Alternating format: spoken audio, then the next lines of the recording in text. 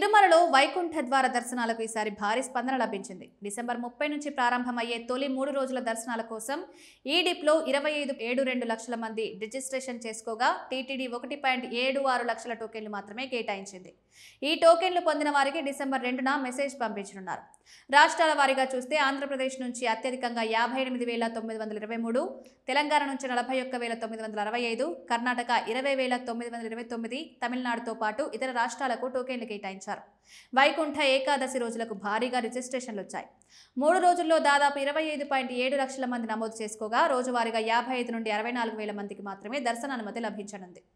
ఈసారి 300 రూపాయల దర్శనం, శ్రీవాణి దర్శనం సహా అన్ని సిఫారసు దర్శనాలు రద్దు కాగా ప్రోటోకాల్ ప్రముఖులకు మాత్రమే అనుమతి ఉంది. 10 రోజుల పాటు వైకుంఠ ద్వారం 182 గంటల పాటు తెరిచి ఉంటుందని, అందులో 164 గంటలు సాధారణ భక్తులకే కేటాయిస్తున్నట్లు టీటీడీ ప్రకటించింది. మొత్తంగా దాదాపు 8 లక్షల మంది భక్తులకు దర్శనం కల్పించేందుకు ఏర్పాట్లు పూర్తయ్యాయి.